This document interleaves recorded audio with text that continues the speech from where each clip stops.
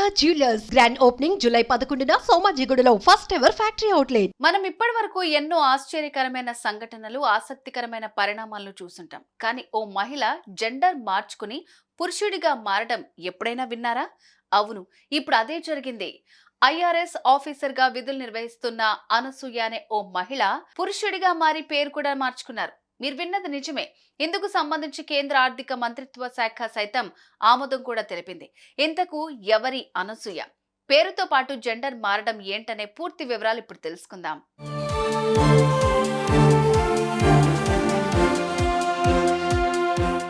ఆమె పేరు ఎం అనసూయ. చెన్నైకి చెందిన ఆ మహిళకు చిన్నప్పటి నుంచి చదువు అంటే ఎంతో ఇష్టం. కష్టపడి చదివి భవిష్యత్తులో ఉన్నతమైన హోదాలో స్థిరపడాలని కలలు కనేది. కనడమే కాదు, ఆ దిశగా ఎన్నో ప్రయత్నాలు చేసి చివరికి అనుకున్నది సాధించారు. చెన్నైలోని Madras institute of technology communication లో బ్యాచిలర్ డిగ్రీ చదివిన అనసూయ 2023లో భోపాల్లోని నేషనల్ లా ఇన్స్టిట్యూట్ లో యూనివర్సిటీలో సైబర్ లా, సైబర్ ఫోరెన్సిక్ లో పీజీ డిప్లొమా పూర్తి చేశారు.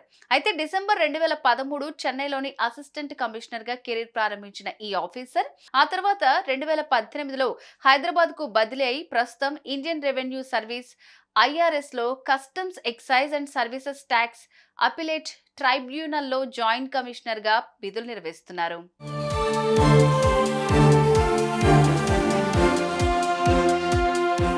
ఇకపోతే ఈ మహిళా అధికారి పేరుతో పాటు జెండర్ మార్చుకోవాలని భావించారు. ఇందులో భాగంగానే తన పేరుతో పాటు జెండర్ కూడా మార్చాలంటూ కేంద్ర ప్రభుత్వానికి అప్పీల్ చేసుకున్నారు.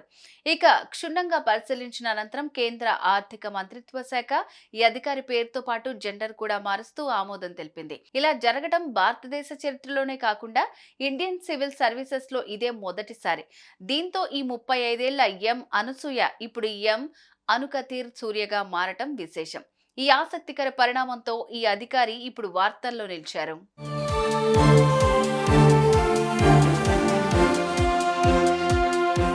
చూసారుగా, ఇన్నాళ్లు మహిళగా ఉన్న ఎం అనసూయ ఇప్పుడు పురుషుడిగా మారి అనుకతి సూర్యగా పేరు మార్చుకున్నారు. ఈ అంశంపై మీరెలా స్పందిస్తారు? కామెంట్ చేయండి. సుమన్ టీవీలో మీ పర్సనల్ అండ్ బిజినెస్ ప్రమోషన్స్ కోసం కింది నెంబర్కి కాంటాక్ట్ చేయండి.